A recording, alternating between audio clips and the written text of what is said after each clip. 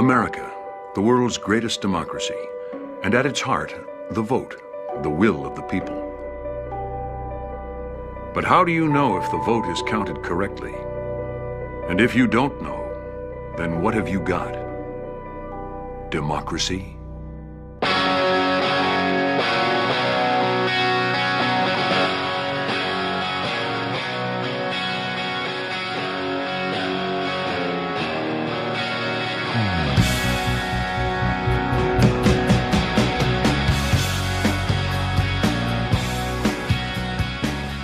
This is the story of a small group of citizens headed by a grandmother from Seattle. They set out on a journey to ask one simple question: how does America count its votes? What they found was secrecy, votes in the trash, and how to change the course of history. Something broken in the promised land.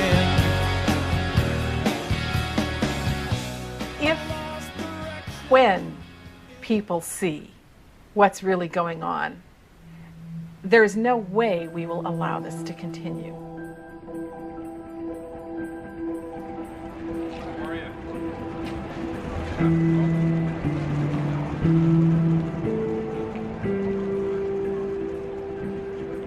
Back in 2000, Al Gore lost the presidential election in Florida amongst the chaos and arguments over how to recount the votes. But no one thought to ask how the computers originally counted the results.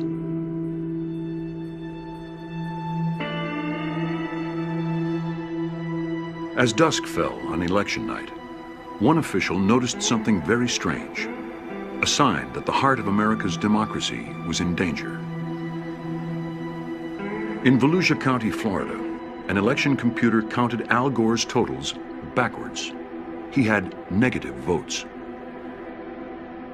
Was showing a minus sign in front of the votes that it had subtracted from Gore. I mean, it wasn't like it was trying to hide it. It says there's minus 16,022 votes here.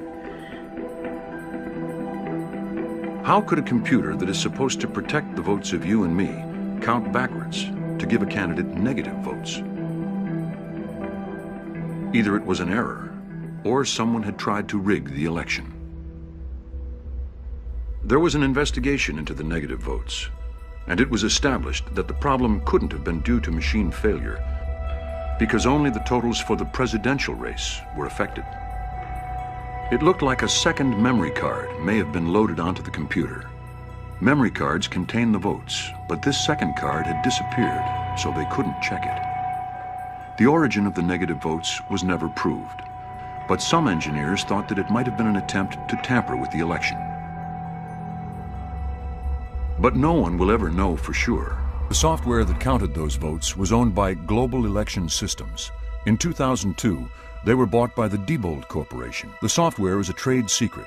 It's against federal and state law to look inside Diebold's voting machines. I was the chief technical advisor to the Secretary of State of the largest state in the United States, and I was not allowed to look at the software running in Diebold or any other vendor's voting systems. To this day, I have not been allowed to look at that software.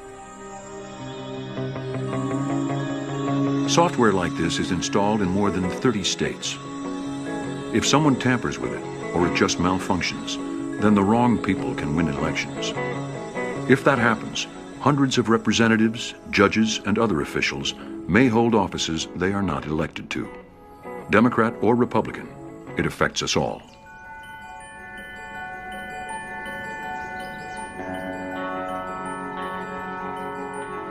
Bev Harris lives in Seattle with her family. A writer, publicist, and grandmother, she knew nothing about computer programming or election systems. But when her county bought a new touchscreen system, she started to ask questions.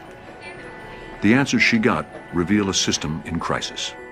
You know, I had a life before I did this, and I never really envisioned becoming any kind of an activist or advocate. But sometimes something comes into your life and you know, well, if I don't do it, then maybe no one else will, and then maybe I don't want to bequeath that to my children. I put 3 words into a news search engine, voting machines and glitch, and found dozens and dozens of elections that were miscounted by the machines. And about that time, I thought, we really have a problem. What Bev had found was that you couldn't necessarily rely on the election results produced by voting machines. In Louisiana, Susan Berniker, a Republican candidate, filmed the proof when she went to check her results on a touchscreen computerized voting system. This is where I came the day that the warehouses are open to the candidates to inspect. So I came here with an old college buddy. He grabbed his camera, and I asked them to show me how the machine worked. So I just started fooling around with the machine. And it's when I pressed the button next to my name, and then I look down and I see Mr. Gambaluka's name in the display when I press Susan Berniker. Shall we do it again? Do it again. Yeah. Okay, here we go again. I'm pressing Berniker. Gambaluka shows up. So we went down the row. We probably tested 15 machines, and I said, you know what, we don't have to test anymore. And that is when I said, oh my goodness, this is terrible. We can't count our votes, so how do we know this is right? Because the casting of the vote is secret, it's rare to get documentary evidence of machines miscounting. But Susan's experience isn't an isolated problem. Computers count around 80% of America's votes.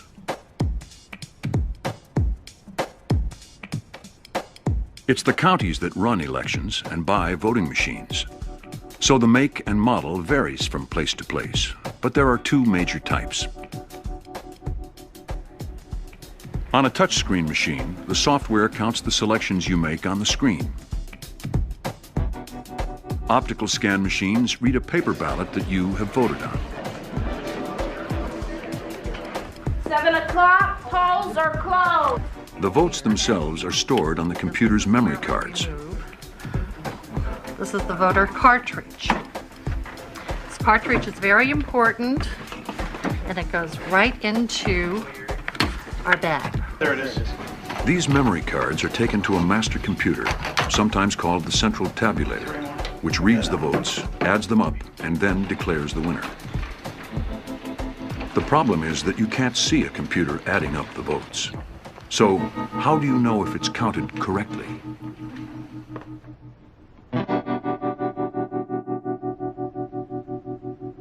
Suppose that we didn't have any computers at all, and when you went to vote, the voting booth was separated by a curtain, and there was a guy behind the curtain who would write down your votes. So you just dictate them, he writes them down, and when you're done, you leave without being able to look at the ballot. Most people in their right mind would not trust this process. The guy behind the curtain could be incompetent, he could hear your votes wrong and record them improperly, or it could be that he doesn't like your political affiliation and would prefer to see your votes cast for someone else. In an electronic voting machine, you don't have a little guy inside the machine taking dictation, but you have lots of people who are involved in writing the software and lots of people who could have touched the software before it went into that machine. If one of those people puts something malicious in the software and it's distributed to all the machines, then that one person could be responsible for the change of possibly tens of thousands of votes, maybe even hundreds of thousands across the country. That's a very dangerous situation. You know, I began looking into these voting machines, and one reason I was so curious is because it's a secret how they work. The companies that make them keep it a secret. None of the computer scientists felt they could even look at the code because the code was supposed to be a secret. The certification labs that examine it keep their process a secret of what they do, and even the election officials who buy the equipment are prohibited by their contract from ever looking and seeing how it works. What happened next really changed my life. I was looking for technicians who could perhaps answer some questions of mine, and while I was looking for technicians, I stumbled upon an obscure web page.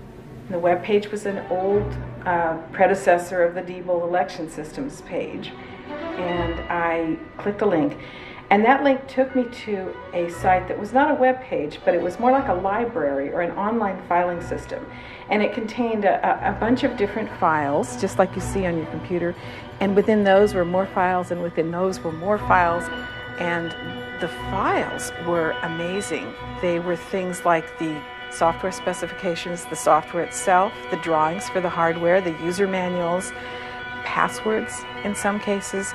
It was the crown jewels for Diebold election systems.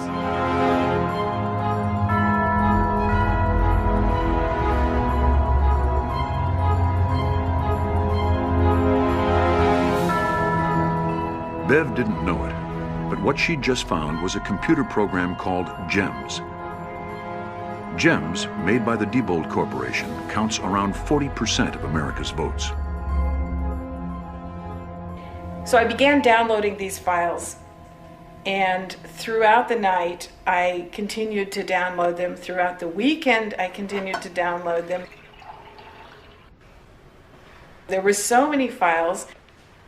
It took about 40 hours to download all the files there were. And then I knew I would be working on this project for a long, long time. Up to this point, only the voting machine companies knew how America's elections were actually counted. When Bev downloaded the Diebold software, the wall of secrecy began to crumble.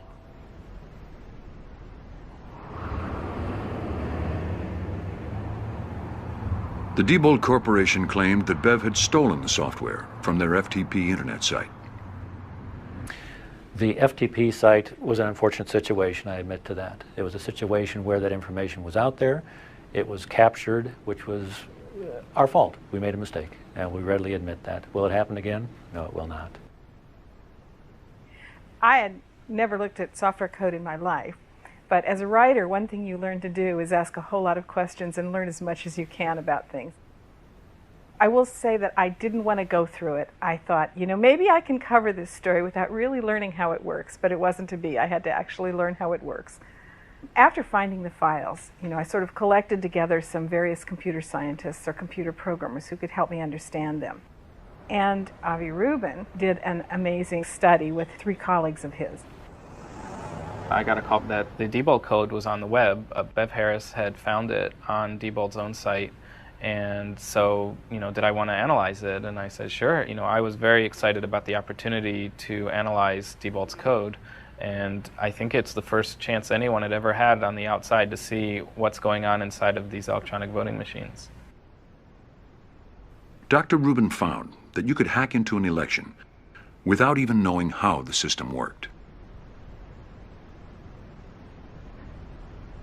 The problem that Bev has discovered is a pretty significant security hole, and it does open the way for people to really seriously manipulate the election in a way that's very difficult to detect. But it wasn't just the Diebold machines that were a concern. Sequoia, ES&S, and Diebold have the lion's share of the market. In fact, ES&S and Diebold alone have about 80% of the electronic voting market. The state of Maryland had spent $55 million on a Diebold election system. They asked computer consultants Raba Technologies to test it. Raba were able to break into the machines in around 10 seconds. I mean, what have they spent the $55 million on? Accuracy and security and reliability of the equipment. Again, there's a perception there. Well, it's more than a perception. I mean, these scientists broke into the machine. I will tell you from what I read in the Raba report, and I've read it very carefully, is that the steps that they took and how they stated that they had affected the machine in an environment of an actual election would be virtually impossible. Most states require that the voting systems be tested by independent testing authorities, or ITAs. But if the machines had been tested, then why were there so many security flaws? And why could they count votes backwards?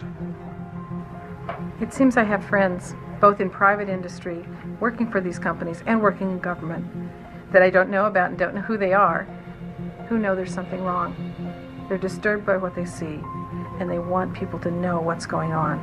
What I have obtained here, and these are hard to get your hands on, are 2 reports. One is for Vote Here, one is for Diebold GEMS system. They're both from Cyber, which is an independent testing authority. They have these extensive charts where they go over all of the different regulations in the FEC guidelines, and they have check mark after check mark saying that yes, they pass, they pass, they pass, they pass. Both of them are the same. You get to the last page, and there's a check mark in the other column. Something wasn't tested. And what was not tested is the security of the system. This is the test that tells us whether these things can be tampered with. And here I have penetration analysis not reviewed by Software ITA. Bev founded blackboxvoting.org, a not-for-profit organization dedicated to consumer protection for elections. She published the results of her investigations on her website. Andy Stevenson, a candidate for Secretary of State in Washington, read her findings and decided to contact her. I was still actually running for office, and my reaction was bleep, I'm screwed. Bev and I couldn't get any answers from our public officials, no matter how much we hounded them. It was just impossible. So we decided on our own to go get the answers. Bev and Andy joined forces. They wanted to know why voting equipment wasn't being tested for security and why it could count backwards.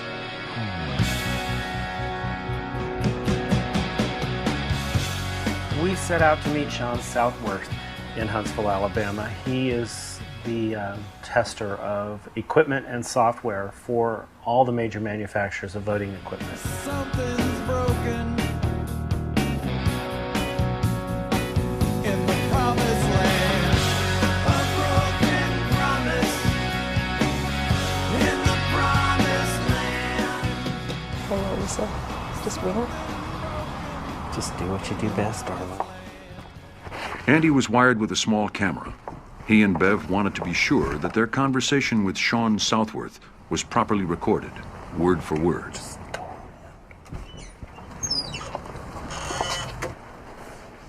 I'm looking for Sean Southworth. That's you. Yeah. Hi, I'm Bev Harris. I just had a couple questions. Need to test all these things. It's cyber. Cyber is the one that's accredited. That's who you need to be asking these questions. Well, it's actually you, because your name is on all of the documents. Now, all we do is in the FEC guidelines. That's what we do. And we write a report. We test the software, we review the code to the FEC standards, and then we write a report. We don't certify, we don't say, this is the best stuff you've ever seen in your life. We write that report. How do you deal with something where it accepts negative or minus votes? We don't. Doesn't that sound, you just go ahead and write a report? You write in your report that that's a concern? If you ask the EAC, who you should be talking to is who we write the reports for. We can't disclose our reports to anybody. Right, and my question is on minus votes, because we now know that happened. Do we put things in there that have that kind of verbiage? No. I don't know of any time that I've ever put a report out that would say that, because first of all, anytime we write a report, the system's gone through the testing. And first of all, the vendor's not going to want a report that has something negative in it. Okay. So they will retest and retest and retest and retest and retest until they make it right. Until we get everything in there that is done to the standard. Then we write a report.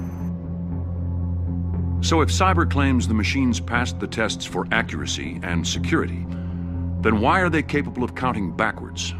And why can someone break into them in 10 seconds? What people are saying is, why should they trust these machines? I think the main reason is because everything is tested before it's ever deployed for an election. And it sounds like I'm a broken record, keep going back to that, but that's a very important step.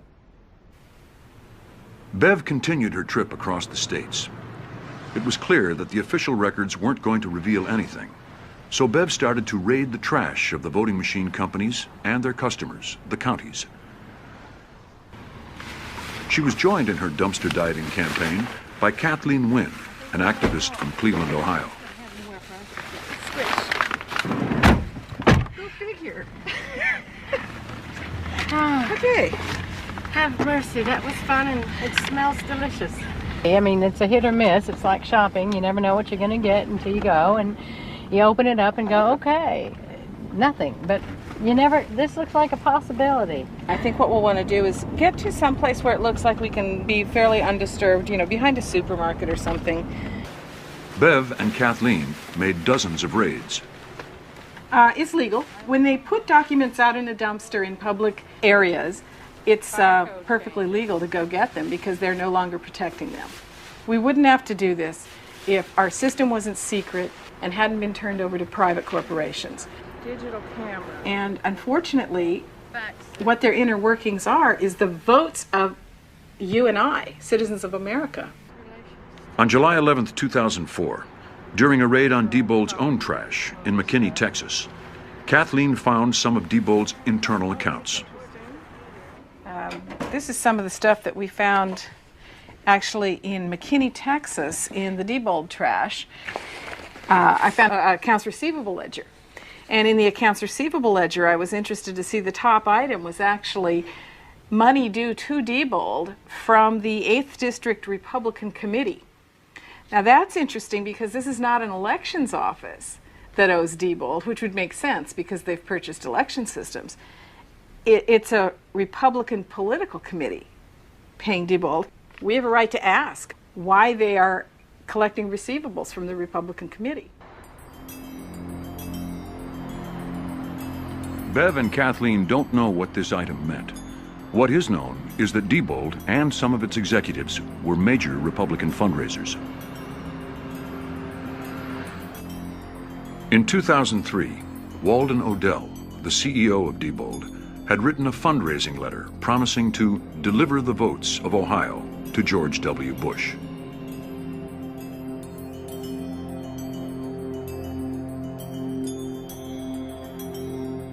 It's important that your company is impartial, isn't it?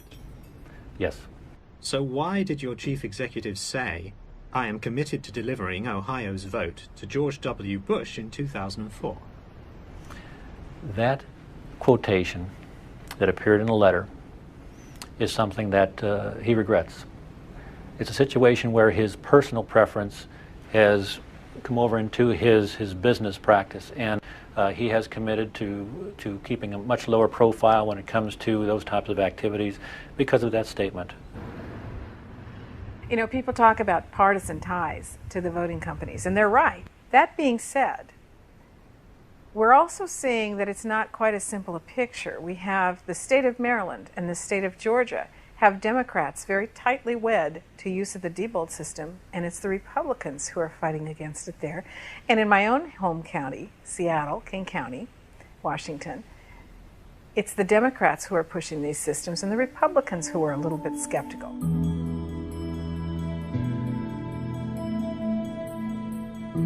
The new battleground was California, the center of the computer industry. And the Secretary of State, Kevin Shelley, was getting worried about security.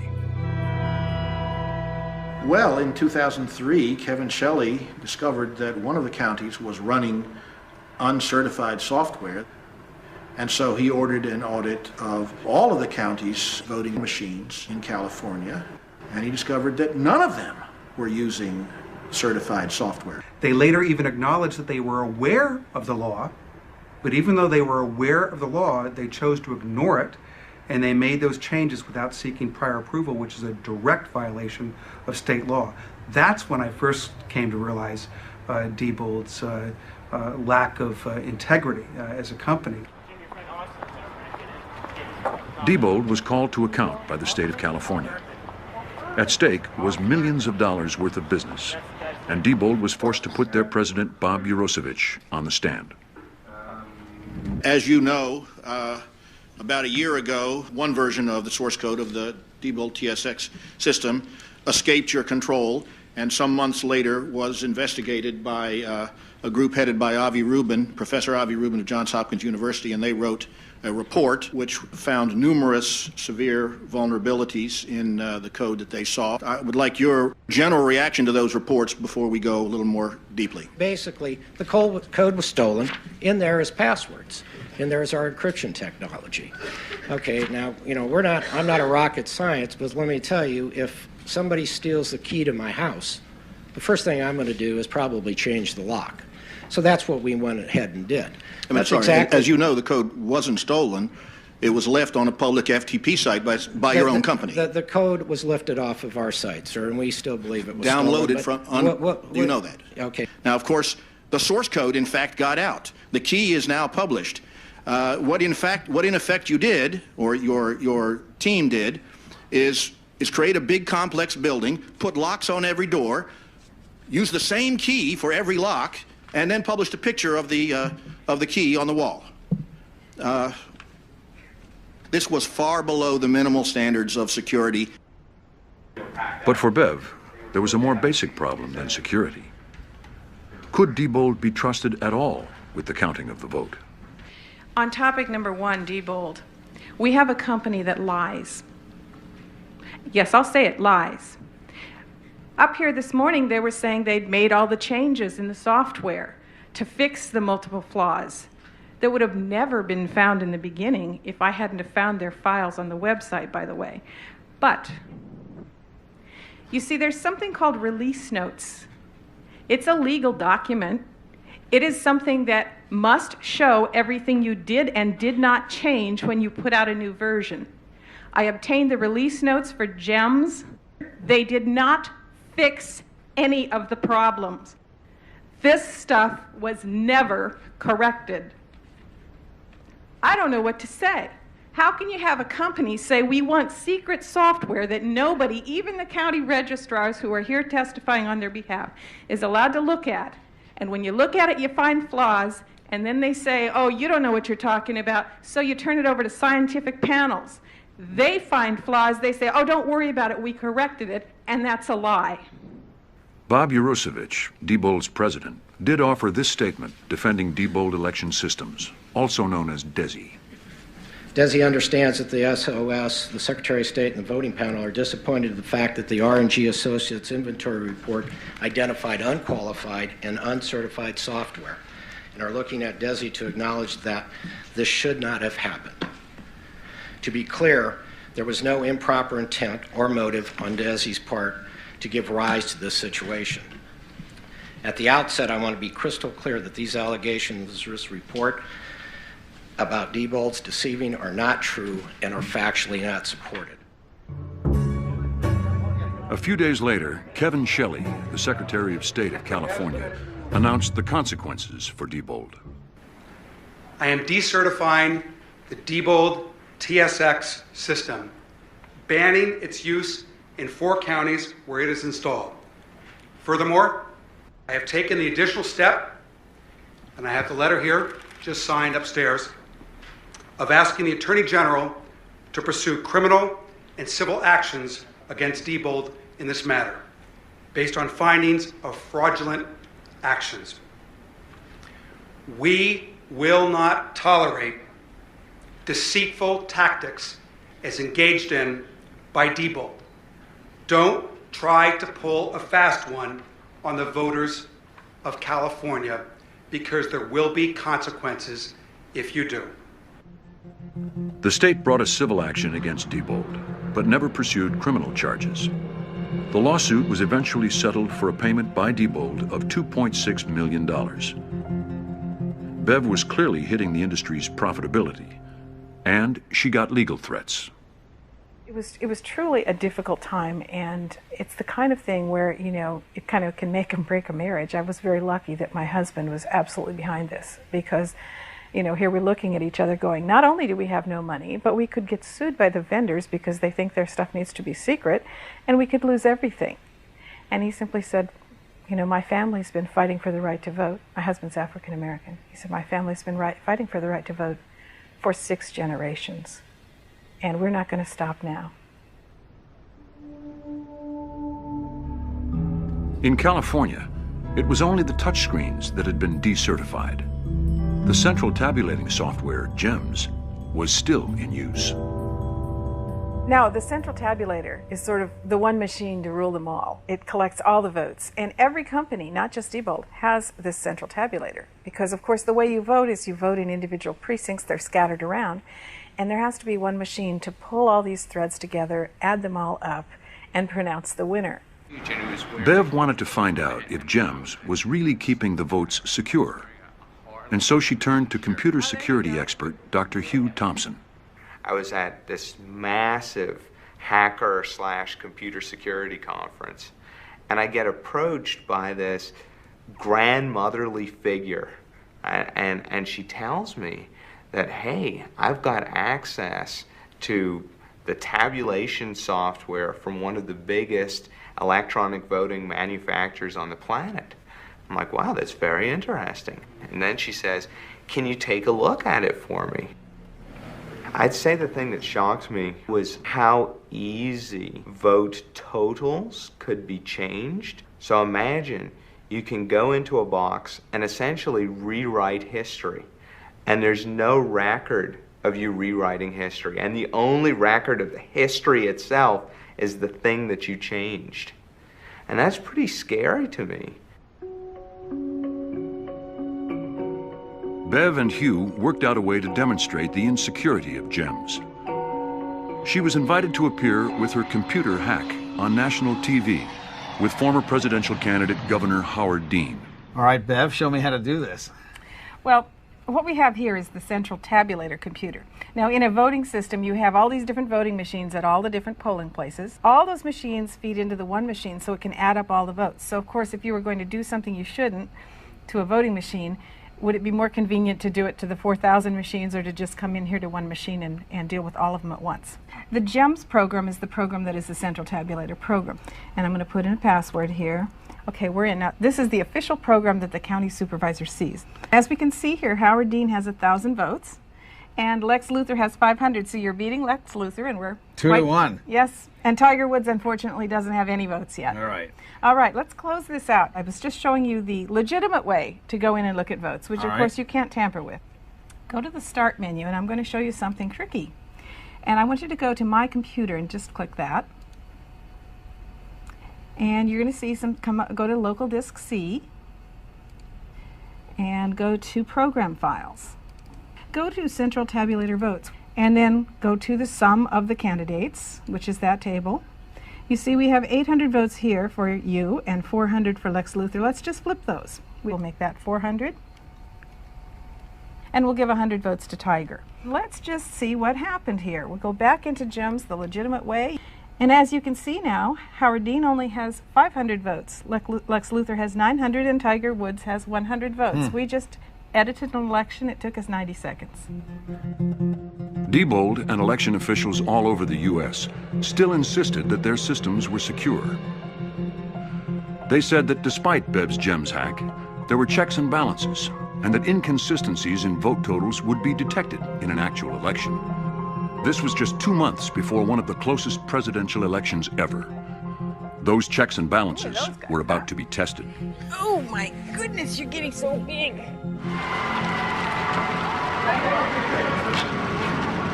Feel great, thank you.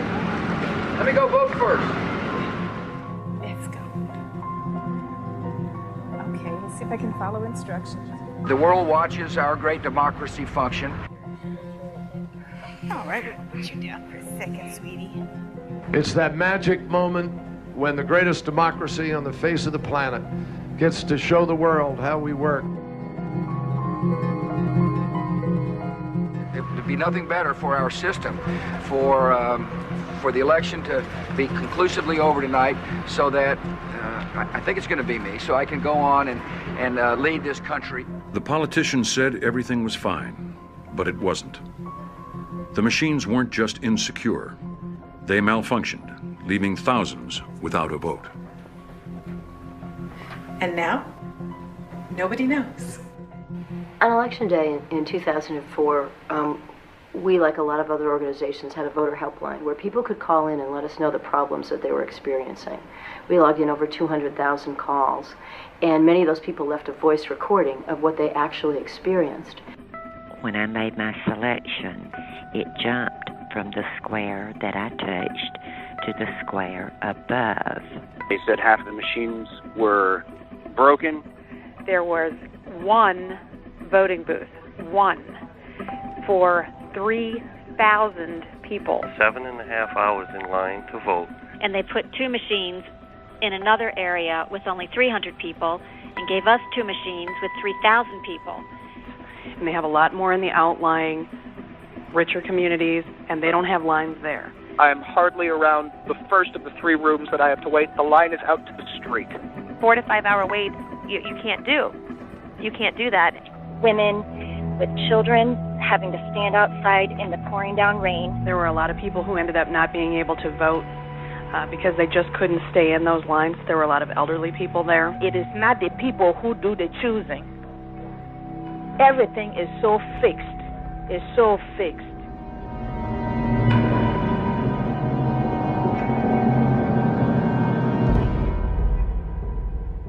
There is a calamity going on out there about how elections are conducted in this country.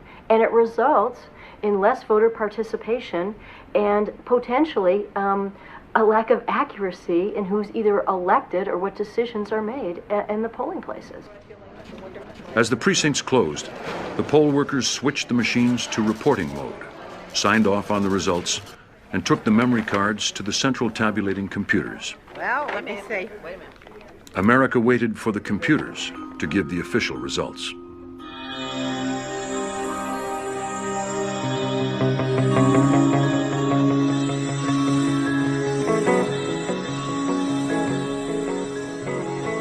Go to John first. Karen Hughes sounding pretty upbeat right now. John, what are you hearing? But look, no Republican has ever won the White House without winning Ohio. That is a cliche. We repeat it a lot, but it also happens to be true. They've always said yes, Wisconsin and Iowa. If you look at the voting returns coming in right now, the latest I brought up a few minutes ago, I believe Senator Kerry has a narrow lead in both states.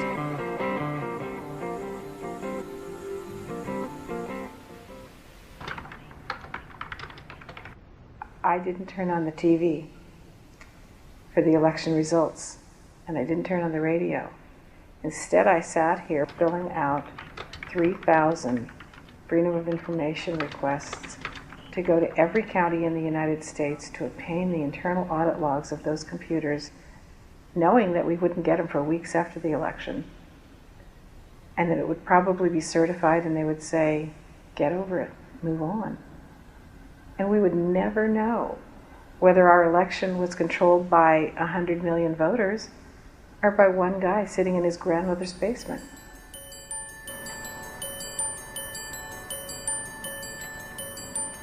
Black box voting needed the logs of all activity on the voting machines so that they could conduct an investigation for the people.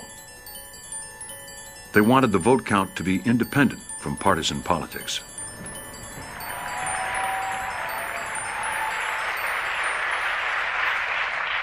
In America, it is vital that every vote count and that every vote be counted.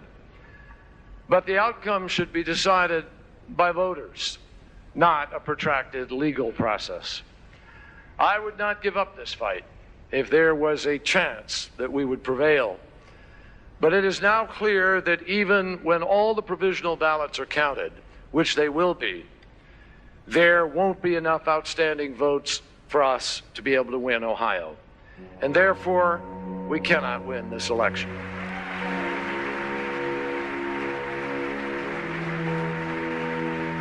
People were stunned. John Kerry had promised to challenge the machines and amassed a network of lawyers to protect the votes. And then, Kerry stopped any investigation by conceding, less than 12 hours after the polls had closed. Cliff Arnebeck, an Ohio election attorney, spoke with John Kerry shortly after. A call from Senator Kerry comes into the hotel room, which a group of us are there meeting with Reverend Jackson.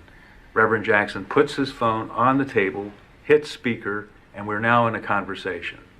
The first part of the conversation is a dialogue between counsel and Kerry.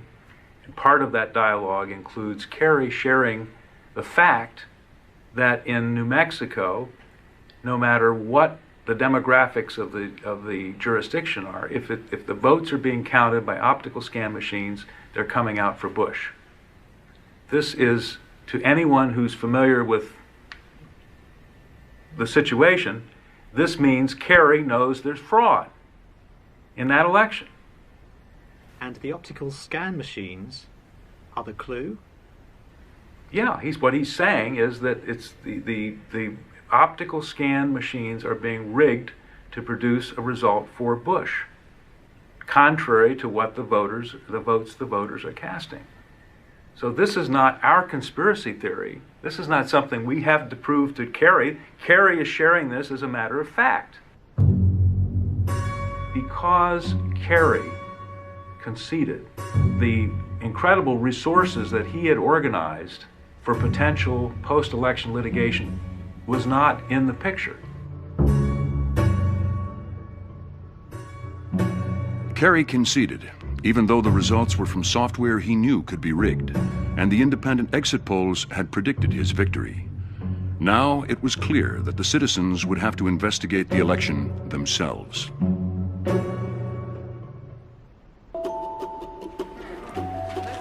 Another 4 a.m. Bev and black box voting decided to start in Volusia County, Florida, where Al Gore had received his negative votes in 2000.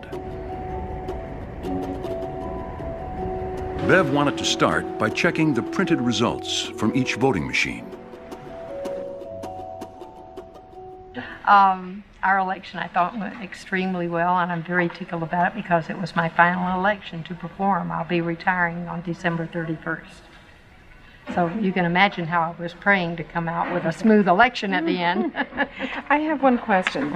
These are not copies of the signed ones. These are new ones. Give out the signatures, first of all. Now, one of the things we had asked for was the voting machine results tapes, copy of them, signed by the poll worker for Election Day, which was November 2nd. But the date was November 15th. And they were printed out minty fresh just for us, obviously. So what I was given was not at all what I asked for. Let me check with her. Great. Lana, the original tapes off of the machines, are they still out in the warehouse, or did you bring those in at the warehouse? They're out in the warehouse. We went to the Volusia County warehouse because we had learned that that's where the real poll tapes or results tapes from the voting machines were going to be. And we wanted to go there by surprise because we wanted to see what they were doing with them. To see what the machines had done with the votes, Bev needed to check the printed poll tapes from all the optical scan machines. If you add up all the poll tapes and there is a mismatch with the official results, then you know there's either been a mistake or vote tampering. Call Lana, call the sheriff's department. Go ahead. Let's go ahead and get the news over here. I think you should call them. Ballots, secrecy envelopes, poll tapes. We have a public records request for these. I don't feel too good about the fact that they're being thrown away. Show me a ballot. Oh, you flip it out over a sample ballot. Go call them. Here, call Lana. And in fact, I'll submit a public records request for everything in this bag right now formally, and that way we can look through it and we can give back to you, and we'll be on our way. You are going to pick up this garbage, aren't Sure we are, absolutely. you? Do you need any bags? Well, I'm going to grab these poll tapes, which I have an active public records request for, and I've had all kinds of problems getting them from the county. You didn't get that poll tape from in that bag. I sure did. And videotaped it. Let me see it. Nope. No, I'm not going to. I'll be right back. Nope. Probably It's not the only one. I got others. Basically, you're making a molehill a mountain. You know, when you behave secretively, that's what happens. It's no secretive. Do I come to your place of work and ask to see everything? You're a public employee, and this is of an election. There's nothing secretive. You can dig away. Good, we will. There's nothing in there for you to find that's gonna, there's no expose here. But if it makes you money, that's fine. Nobody's making money, we're auditing. And these aren't zero tapes, by the way, they have votes on them. Okay, so we're gonna go ahead and pull all these and get copies of them.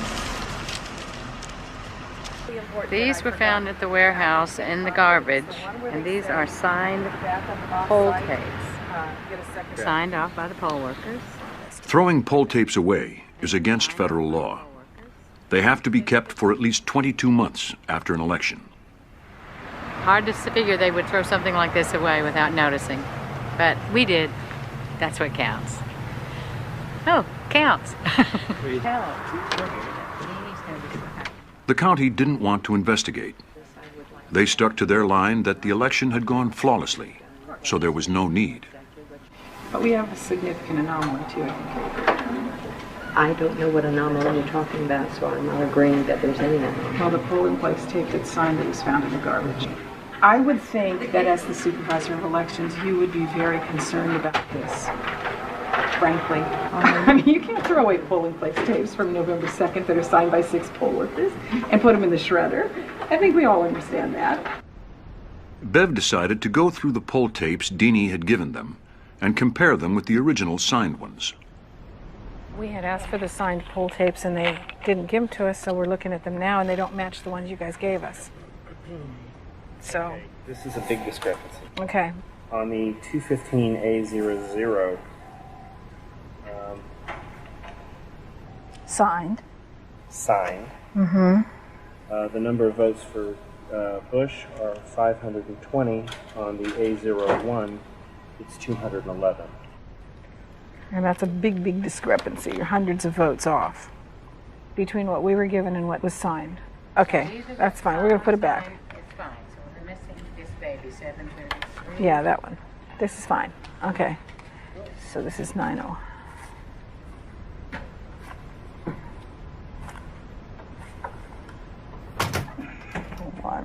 Okay. So what is your one that you're working on right now? 723A01. Well, some emails. Meanwhile, round the back of the county offices, 2 sharp-eyed local residents were investigating. That's amazing. Hi, I'm Susan Pinchon, and I'm the Executive Director of the Florida Fair Elections Coalition, and I am going through the trash at the Supervisor of Elections office in DeLand, Florida. Oh my God, look at this. How did I get this? All right, let me take You this don't stuff understand over. now. You'll look at it later and you'll understand it. Okay, I'll be right back.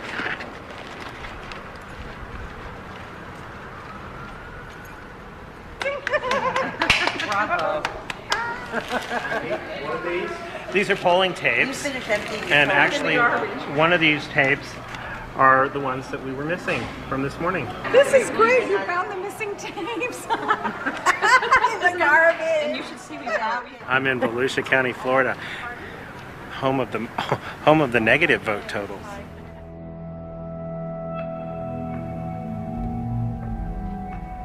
A third of the original records were either missing or incomplete, and so once again the votes remained secret. If Volusia County was a bank and threw away the documents that added up money instead of votes, then the feds would have investigated immediately. But the feds stayed away, and while black box voting was able to show the secrecy itself, no one knew what the results really were. Our democracy could go out of business.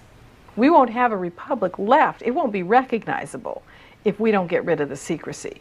It was not set up to be a secret system. It became a secret system. And if we don't open this thing up again and quickly, we will never again see what's going on. We've given it up. We've lost it. We're going to have to go back in there and take this back by whatever means necessary. Revote Ohio!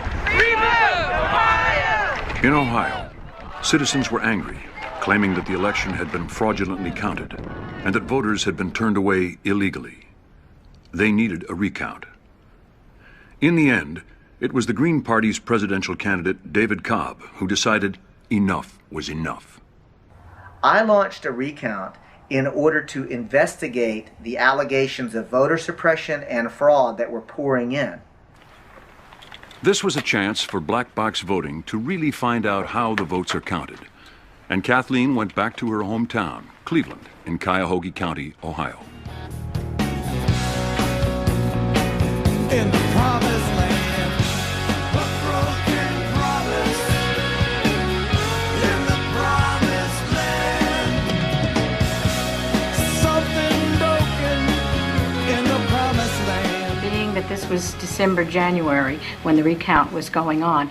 The snow and blizzards and traffic, we would laugh and say, well, you know, this is what we have to do to get our democracy back. We'll do it, although we would rather be home in front of the fireplace. Cleveland, in Cuyahoga County, is the largest jurisdiction in Ohio, with around 1 million voters, large enough to alter the outcome of the presidential election, a swing county in a swing state. What are you getting up so early for today, and what are you going to go do today? We're going to count the votes and make sure they're counted right. The reason that I bought a camera is irrefutable proof. I didn't ever want to be misunderstood or misquoted, so that way there'd be no question. Good morning, everyone. How's everyone doing?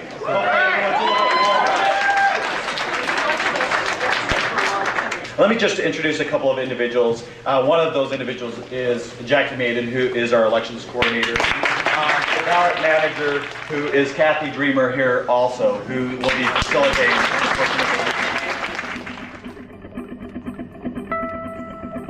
Cuyahoga was still using punch card ballots, counted by a computer running secret software. The only way of checking this computer's results is to hand count the ballots. Under Ohio law, however, you must first hand count a random 3% sample. You are only required to recount all the votes if that sample doesn't match the computer results. Tell me how you feel about this today. Well, it's exciting. Like you said, it's part of history. You know, it just we do recounts all the time. It's not that big of an issue for us. It's just for the public to see it. Recounts are not just for the public to see. The public is meant to check that the election results are correct. After all, it's their vote. Almost immediately, the observers suspected that someone had tampered with the ballots. It seems like all the Bush and the Kerry seem to be like clumped together. So there might have been some pre-sorting. Somehow those cards were manipulated so that they were grouped. And I don't know anything about how that happened. Nobody's been able to answer that question for me. We've got about 2 more hours worth of work on hand-counted ballots. And that's it? And then we'll continue to run through the tabulation machine. And they're starting to inspect poll books, and everything's going very well. Great, thank you. And I did manage to capture all the election officials saying everything's running smoothly, everything's going perfectly. So whenever they say that, you know, they've done something to make certain of that. Later, the county prosecutor charged that staff had counted a large number of precincts in secret before the public recount. Then they kept back the ballots that didn't add up, giving the citizens a 3% sample that wasn't random and wasn't legal. What's the process by which the 3% of precincts for the hand count? Just 3% is a random pick to make the. How do you do the random pick? To make the number. Yeah. We just pick. We're just trying to get to the number. Okay. And who's the person that makes that decision? Ms. Draper and her staff. Yeah. And her staff. So when it's not really truly random then? Our random is our random. Right. And that we have that option to select. Yeah. And it's just, I mean, we've always selected. This department has always selected what precincts we're going to use. Jackie Maiden later stated that she had been following the normal procedure in pre-sorting the ballots. However, she also said that to her knowledge, there was no discarding of any precincts which did not add up, and she did not believe this had occurred.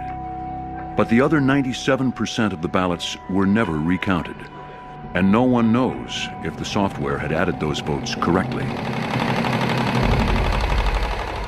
The recount is nothing but a charade. It's a complete and utter waste of time. It's a bit of theater, if you will. And it was done, in my opinion, to ensure that there was never an actual recount conducted, but more importantly, to ensure that there was never an investigation into the underlying allegations of voter suppression and election fraud that took place. Mr. President, the certificate of the electoral vote of the well-known and great state of Ohio seems to be regular, informed, and authentic. And it appears therefrom that George W. Bush of the state of Texas received 20 votes for President. Dick Cheney of the state of Wyoming received 20 votes for Vice President. For what purpose does the member from Ohio rise? I said, I object to the Ohio vote. And before they could ask me, I said, and I do have a senator. There had not been a challenge to the presidential vote in Congress for over a century, and it was recognition of the failures and disenfranchisement in Ohio. Has the senator signed the objection? The senator has signed the objection. An objection presented in writing and signed by both a representative and a senator complies with the law. I raise this objection because I am convinced that we as a body must conduct a formal and legitimate debate about election irregularities. I raise this objection to debate the process and protect the integrity of the true will of the people. When I made a decision in conjunction with Senator Barbara Boxer to object to the Ohio vote, you would have thought that I shot somebody in the head and that I wanted something, something terrible. The problem we confront with this debate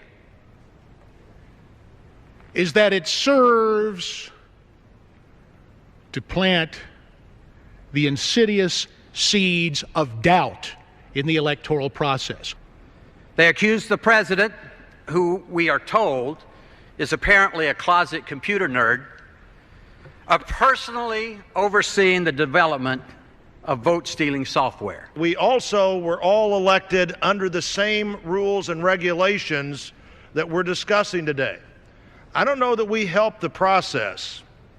I don't know that we helped the process by casting doubt on what all of those people that work at elections all over America do. Those favoring yeas and nays will rise. Sufficient number has arisen. The yeas and nays are ordered. Members will record their votes by electronic vote. Although the Ohio election was certified by Congress, politicians had been forced to look at a system that served themselves and not the people. Tragically, around the same time, Andy Stevenson was diagnosed with cancer. He died in July. Maybe this is the legacy I'll leave. Maybe I'll leave this behind for people to remember me, so that when I do go, when my time comes to meet my maker, I'll have something, a little piece that I left behind that people can point and say, well, yeah, he was here.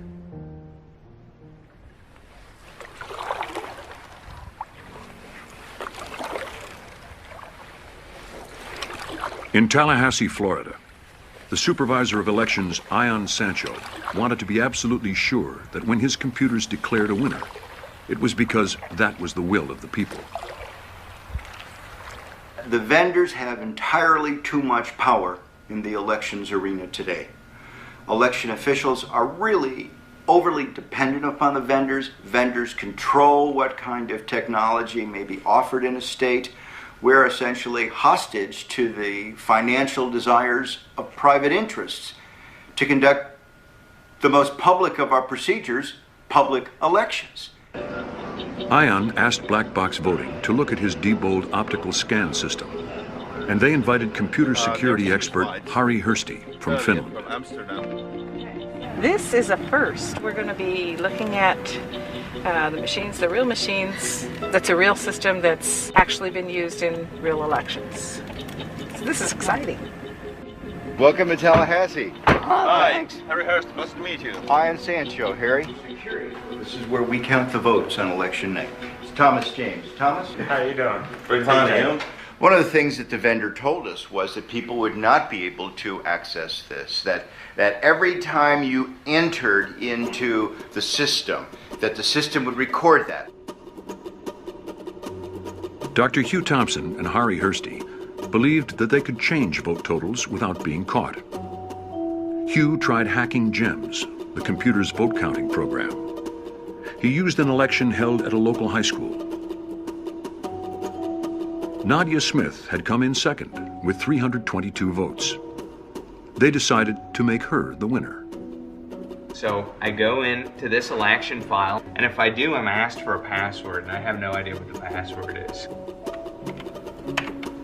But Hugh had written a program that automatically looked for Nadia's vote total and then changed it to 5,000. When they called up the results page, Nadia had won, but the computer showed no evidence of fraud. It does give me great concern over the failure of the system to realize that you can slide by and come around through another direction and bypass the password. But Hugh could have been caught if the final totals on GEMS were checked against the original printed out results.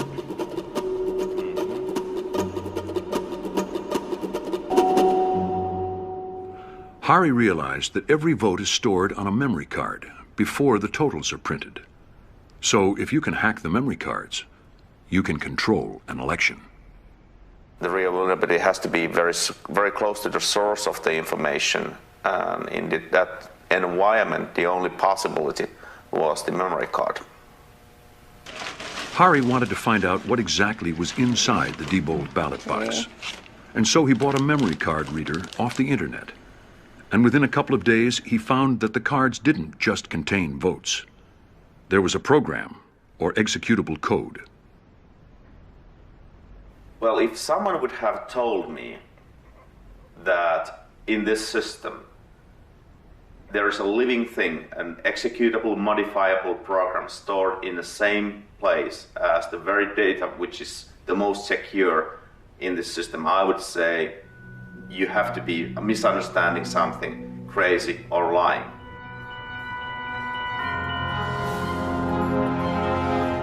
Hari wrote a report for black box voting, warning that this program, lurking in the memory card, could be used to change the result of an election.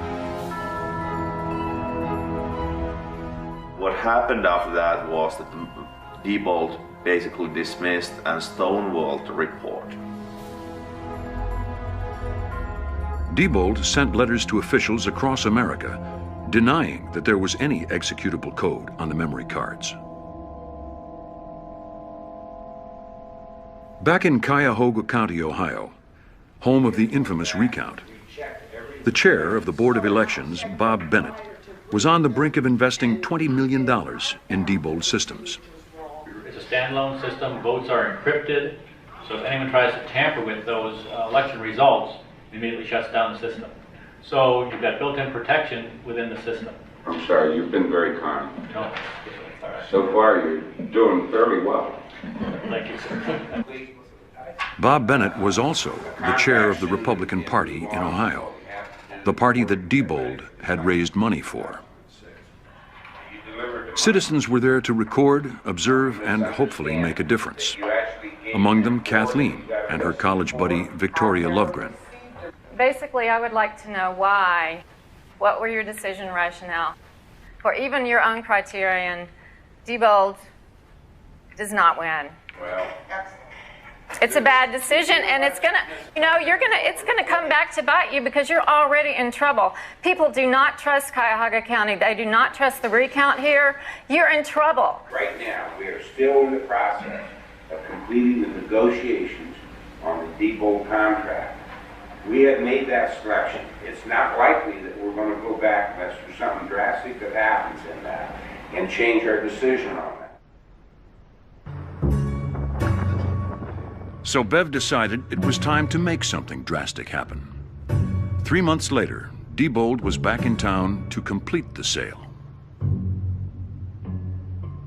Knowing that Diebold was going to be showing up at a public meeting, the next strategy was to go there and get their head engineer on videotape saying you can't change the votes on the memory card. So my question for Diebold would be, again, either do you not know what was done in these security tests, or did you just tell something that's not true? I think that deserves a response from Diebold and Ms. Harris's question. The question was changing votes, and did they know or not? It is my understanding that because there is no executable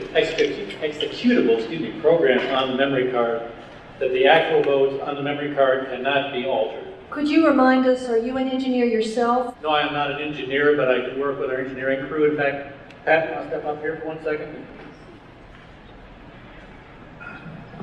Hi, I'm Pat Green. I'm Director of Research and Development for Diebold. Okay. Ms. Harris, could you phrase your question again? Can votes be changed using only a memory card? No, I do not believe votes can be changed using only a memory card. That particular situation is detected by the software. The report that was written, that I have read, guesses that something like that might be possible, but says that they did not actually accomplish that or even test that. These are very strong statements. These are statements that we took to be a challenge.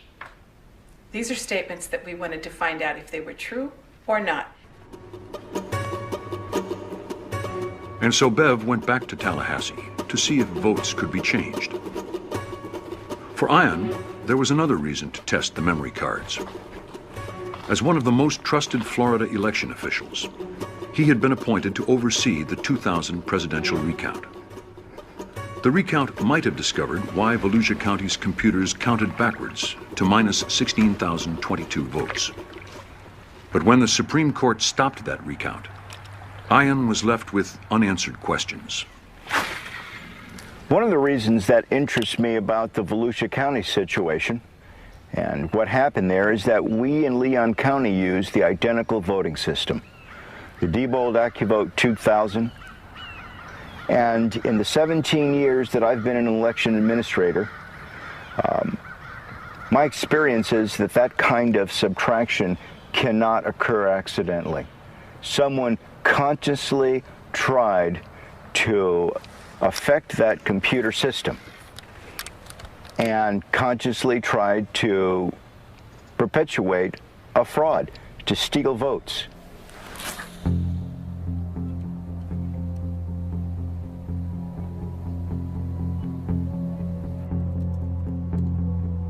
During his research, Hari had discovered that Diebold's memory cards effectively allowed negative votes. Not then, go dead. What we're going to do here is modify one card and then bring it to the election supervisor Iyer Sanchez's office. Plug it as the real card in any election to the real election system and run ballots through. And that's the same system which have been used in a number of previous elections. And we'll see that what is the power in the ballot box. This should be just an empty box containing the votes, but it has more capabilities than that. So it's a very simple process. You just add the card in, you run the rewrite program, tell where to find the scanner, and tell exactly what file you want to be put in, and off it goes. Hari's hack is a variation on stuffing the ballot box before anyone has voted. But this is always suspicious because you end up with more votes than voters. So Hari used 5 negative votes for one candidate and then gave the other one 5 positive votes. So as people cast their ballots, the total number of votes always equals the total number of voters. But was Hari right? Black box voting went back to Tallahassee for the ultimate test. Bev asked Susan Pynchon from Volusia County to observe. She too had found evidence of problems with the memory cards while sifting the trash from the Volusia County Board of Elections.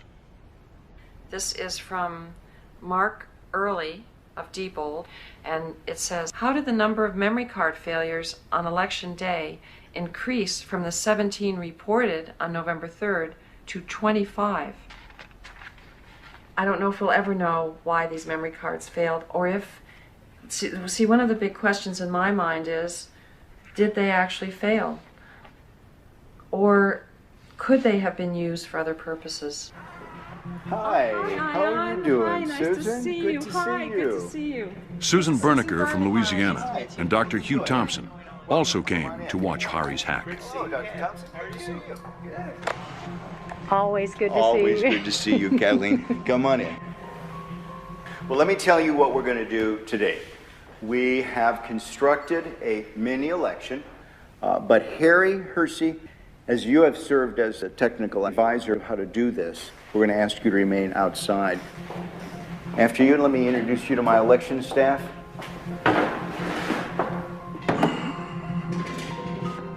To ensure that we have not prepared some sort of a device that has been pre-rigged, pick the number, and then we'll grab that unit, and that will be the device that we will count the ballots on. I just feel like this is the one. Okay, and the winner is unit 15191. 5191.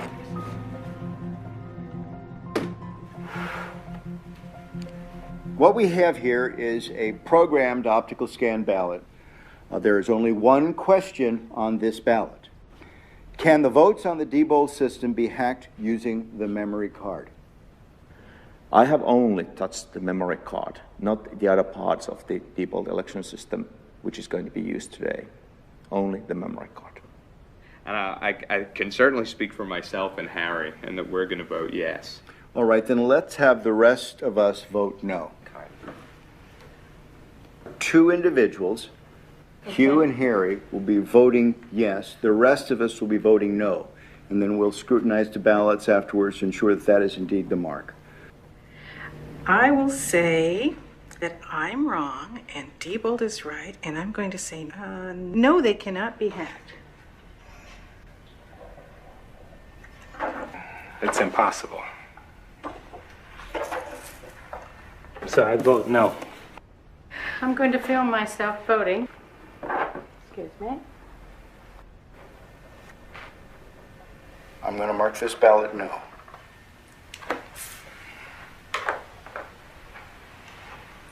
Dr. Thompson? I am going to mark this ballot yes. I've seen some pretty concerning things.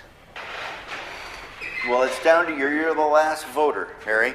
All right. I think it could be. So I vote for yes. You will be the second yes. All right. Here is the memory card I have touched. Okay. Now, this is the only piece of Diebold equipment that you've used. That's correct. Well, thank you. Let me take your ballot in. This card will go into this slot. The next activity that the election worker does on the morning of the election is turn the machine on, making it live to receive votes. When you do that, this machine will produce what is called a zero total tape. The machine is going through a self-test analysis, and then it'll spontaneously turn on.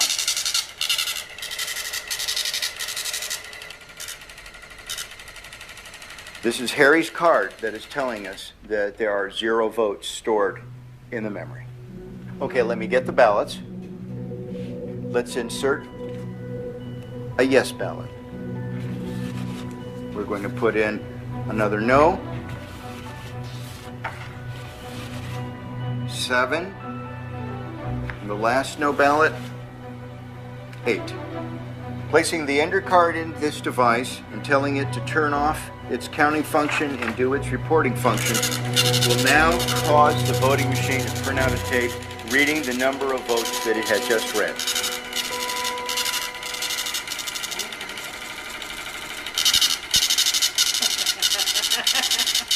Oh my. Oh no! What is it? What is it? 7 yes, 1 no. Oh my gosh! Oh my gosh! Let me see. Here's the tape. 7 people said it could be hacked. And we put through 6 and 2. 6 no's no's and 2 2 yeses. yeses. Oh my gosh! Do you know what this means? How do we know that Harry didn't just change the report and the votes themselves on the memory card are still correct? If that was the case, when they go into GEMS, the results would be different, isn't that right? I mean, the only way to know that is to read them into GEMS and to check the vote totals. See what GEMS says. So should we do that? I think we should, because I want to confirm for my own analysis, is this just a superficial Right, that's a good hack? question. Did we just change the words on this paper? And we will upload this memory card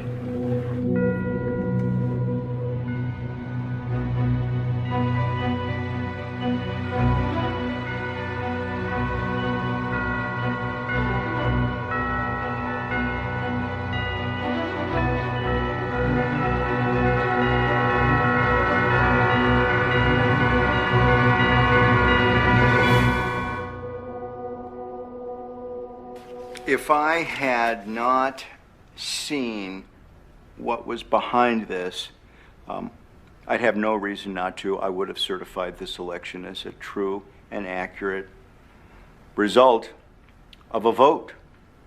Susan, what does this mean to you? It makes me cry.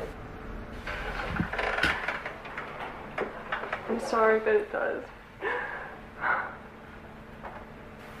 Why? Why?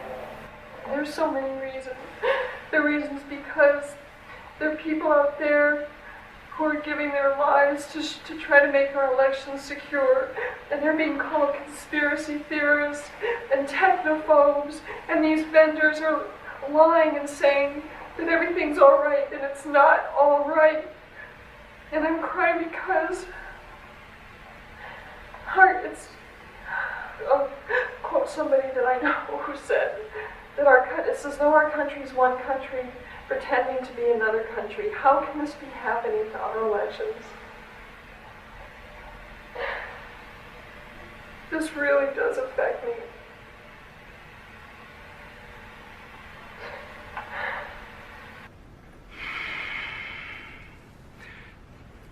I don't know exactly how to describe what I saw here.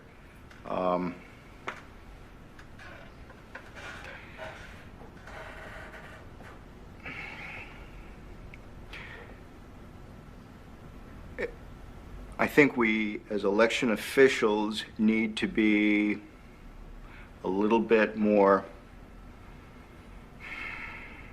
demanding from the vendors as to the technical specifications of this equipment. The vendors are driving the process of voting technology in the United States. I would much rather, at this point, I think, focus on allowing citizens to select technology that satisfies their needs. Diebold accused Ian of foolishness and apparent negligence, insisting that only authorized people should test their systems for security. They said that the hack was equivalent to leaving your car unlocked, with the windows down and keys left in the ignition.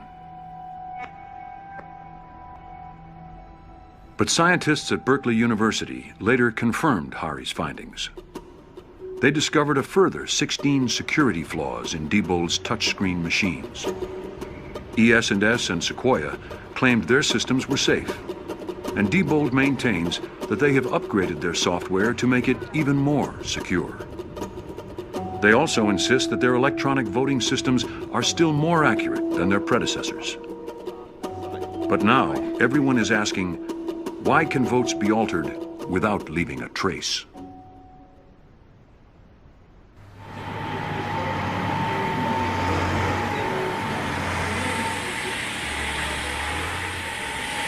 Cuyahoga, however, did not change their minds after the hearings and spent $22 million on touchscreen and optical scan machines from Diebold.